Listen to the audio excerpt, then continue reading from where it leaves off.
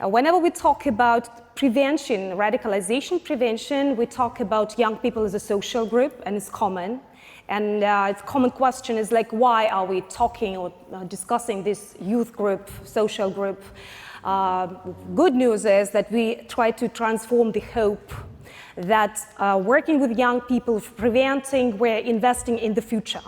We give some positive belief that through work, through some interventions with young people, we still can get the positive results.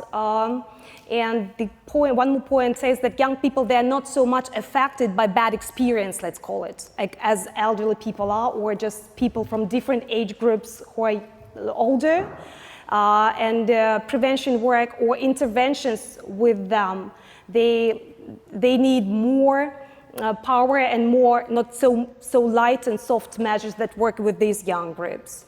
And one more point to understand about prevention is, or radicalization first, is that it works in the sphere of attitudes, views, values, and afterwards manifests in behavior.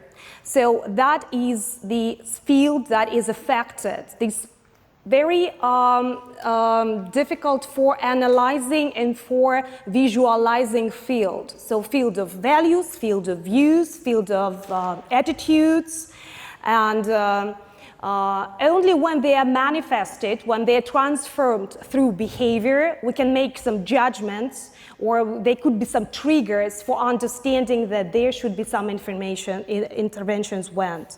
Whenever we talk about radicalization and the concept, I think you're aware that there exists this radicalization awareness network that is a European Commission initiative that comprises specialists or experts, a pool of experts throughout Europe who are making interventions and who are collecting best practices and who are collecting or developing best techniques to work with different parts and different target groups.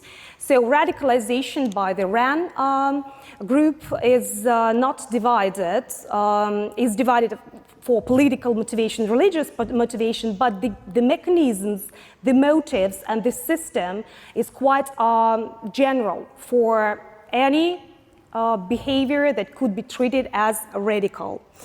So nevertheless, whenever we talk about radicalization, we should understand why does it happen. Like, what are these pull and push factors that affect the values, that they are they are triggering the person.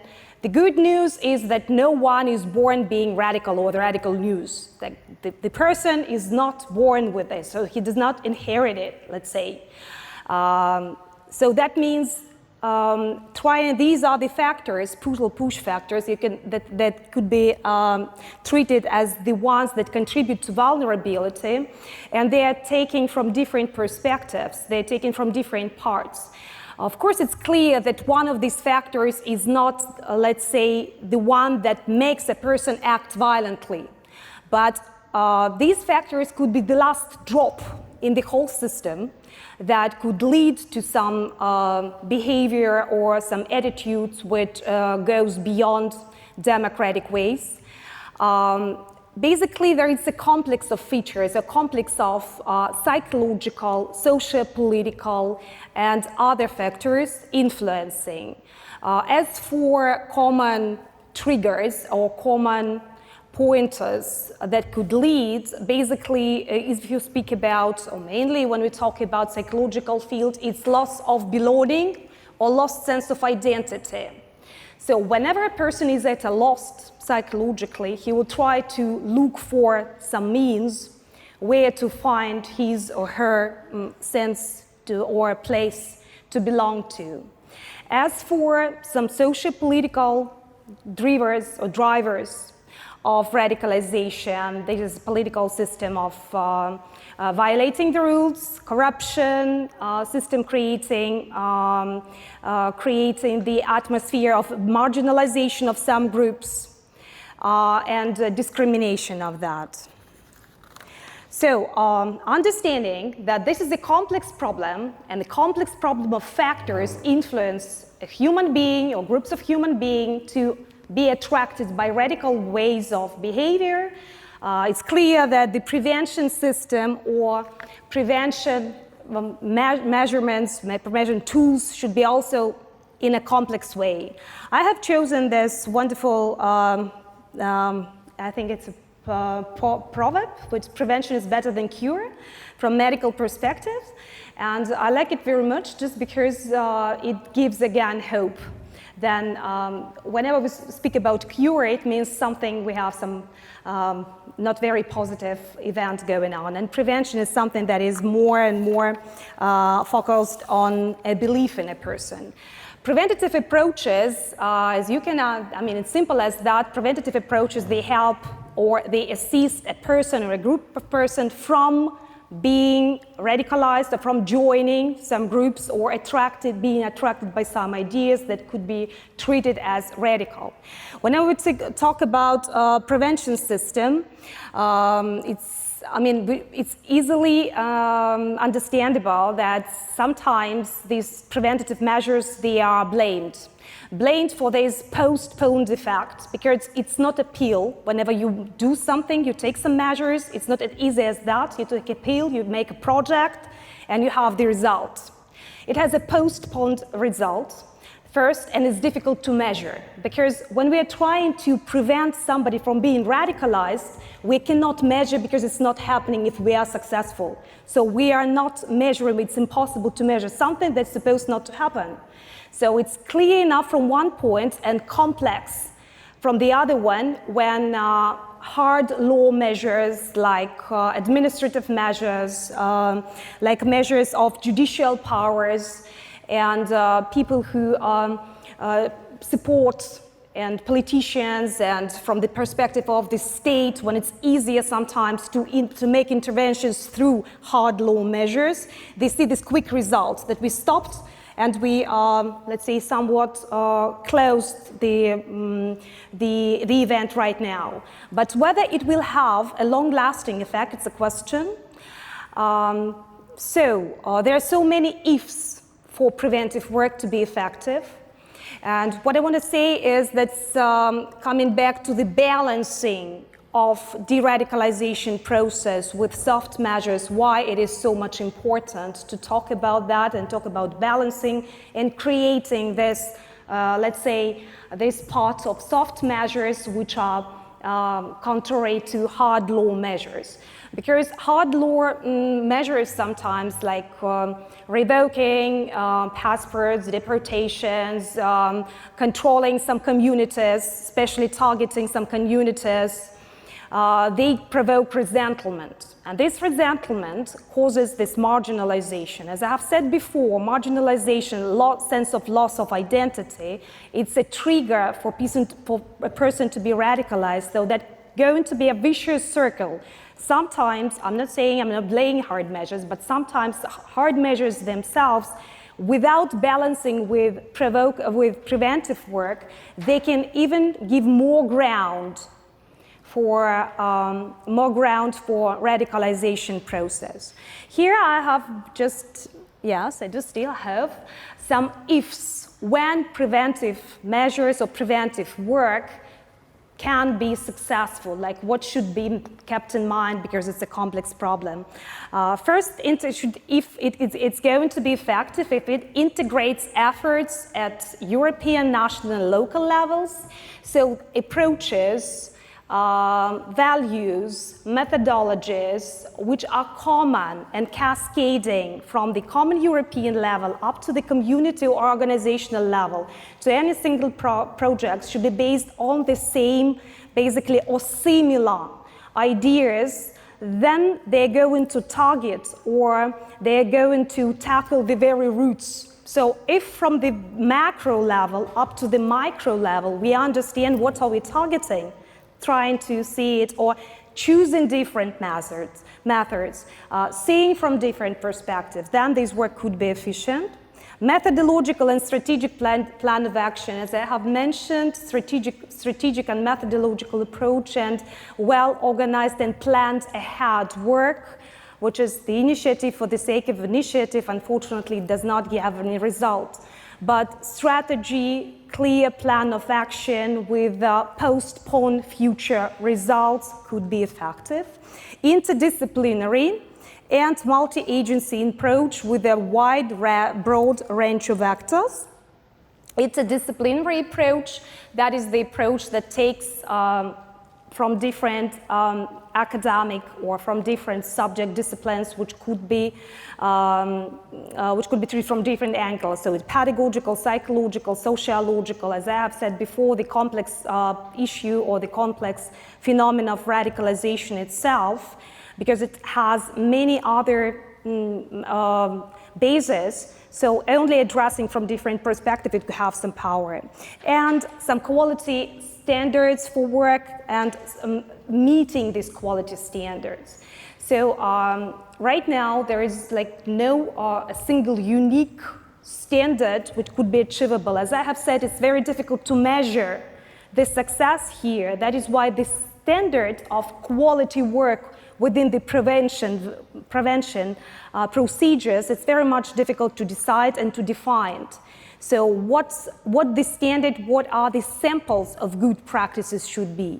Now I'll try to give you some examples of, some examples, as I have said, that's just, I'm trying to get some more positive input for that.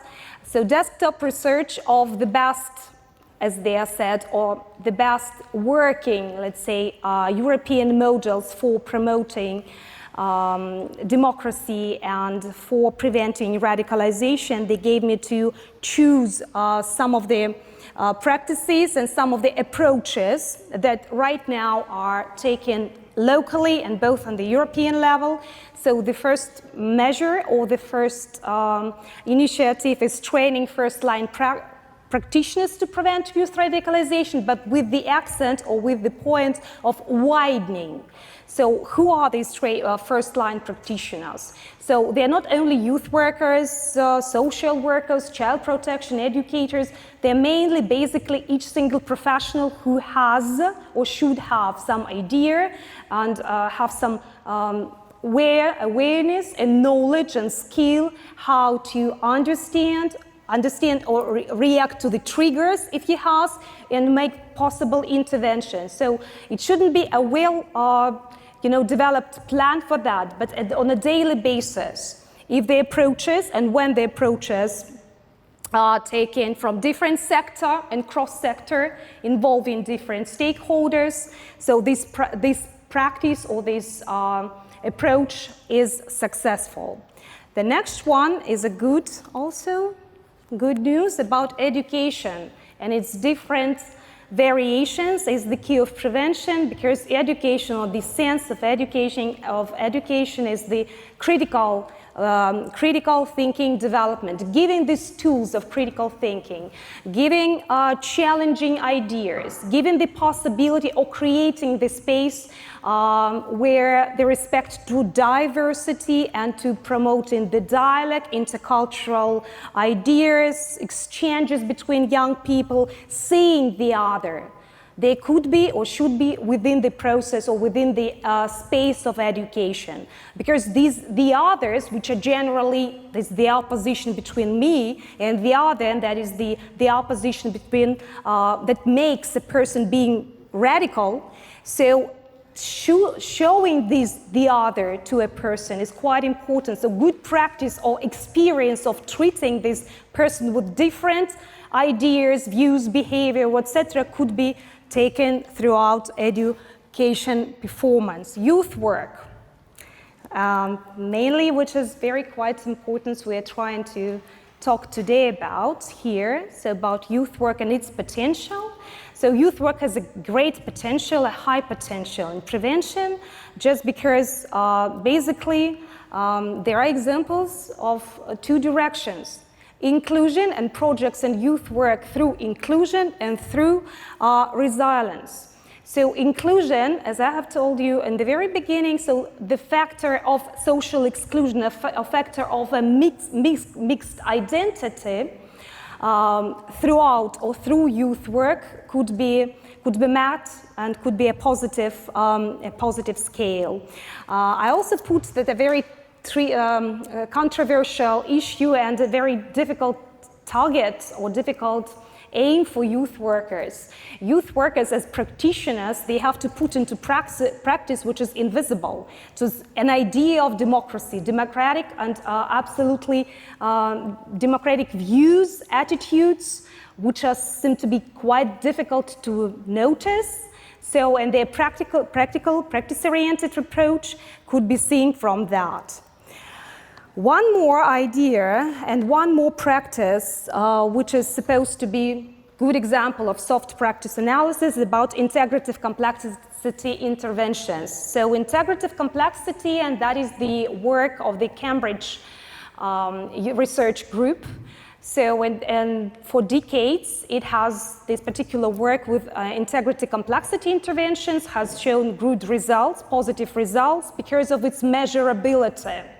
As I have mentioned before, it's quite difficult to measure what is in the prevention scale, but this case, it measures in the psychological construct.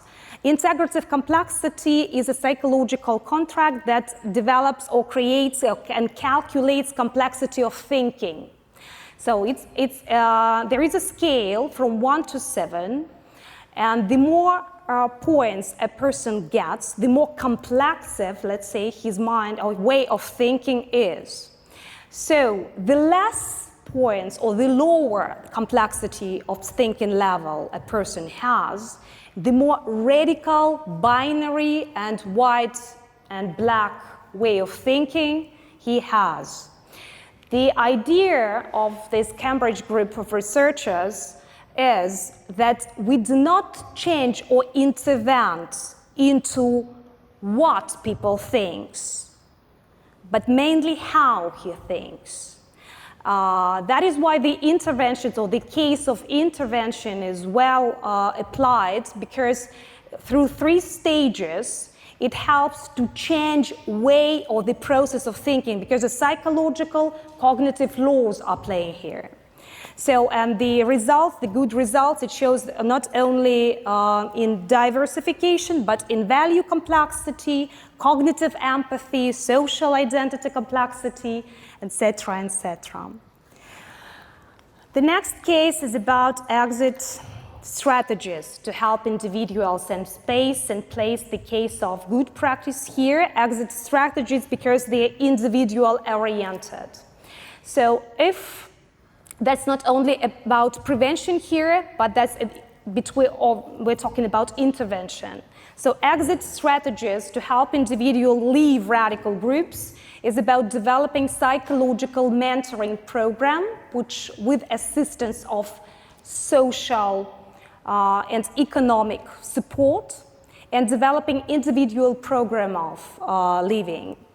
That is the work from multidimensional also and interdisciplinary, because it integrates or engages reintegration and work with the families, with the communities, with then first-line workers who can assist in that. Unfortunately, the case is working, so it's supposed to be the case that shows the results, positive results in changing the direction, but unfortunately it requires a lot from a person who is taking professional care, because here he has to possess many qualities from different angles, from different perspectives.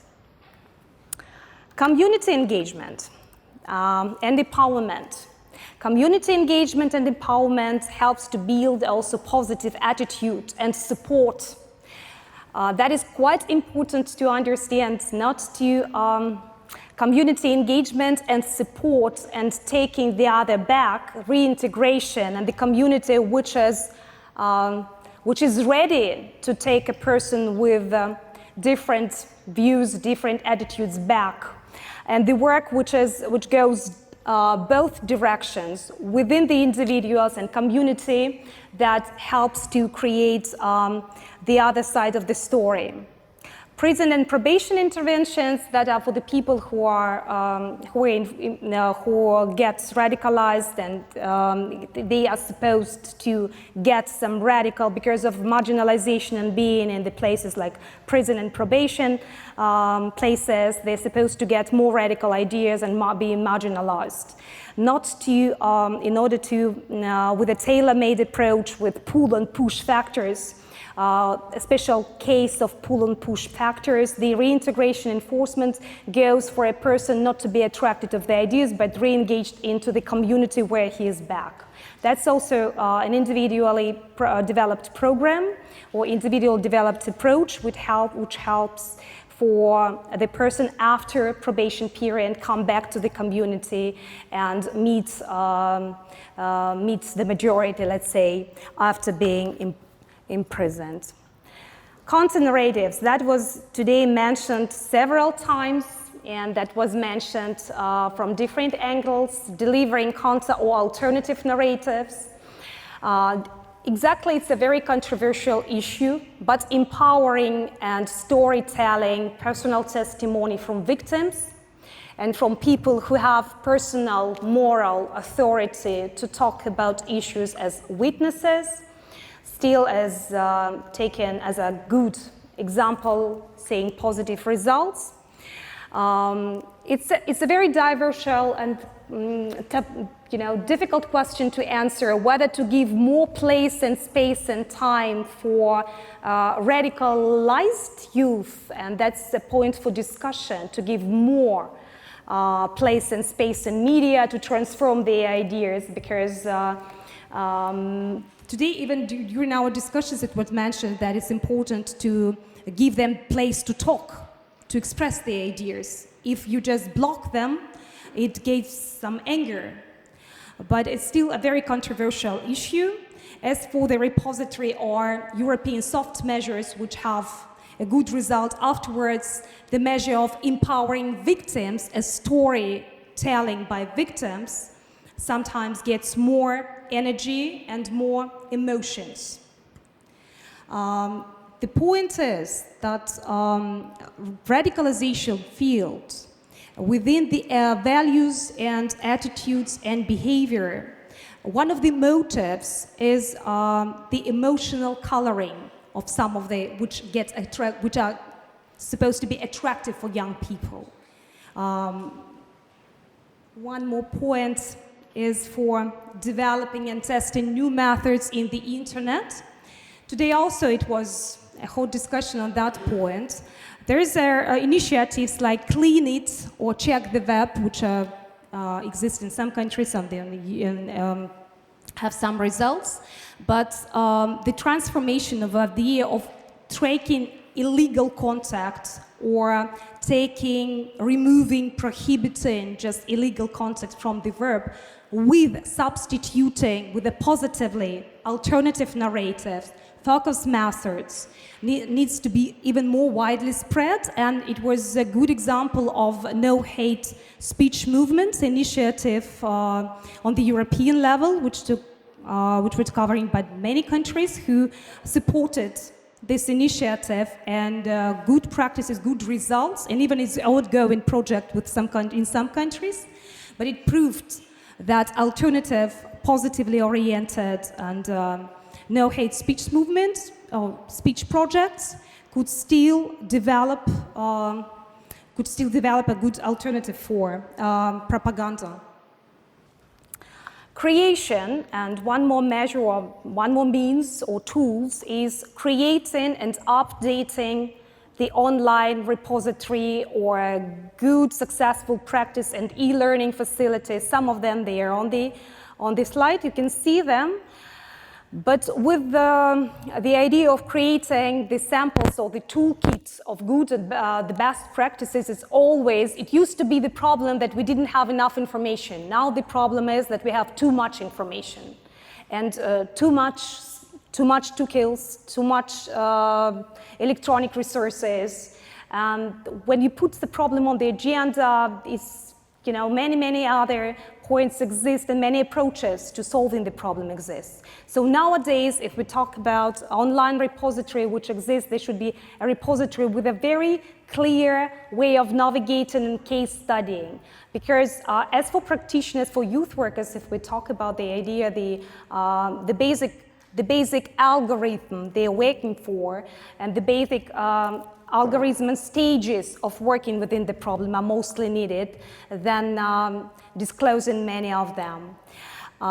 Shortly, I have discussed some of the best samples, as they said, in respect of their resultative approaches. And in order to, finish up a bit, I would say that if you pay attention at the way I'm dressed today, I have this black and white. And this running into extremes is driven, by the way, all the time by treating everything black and white and treating in binary way.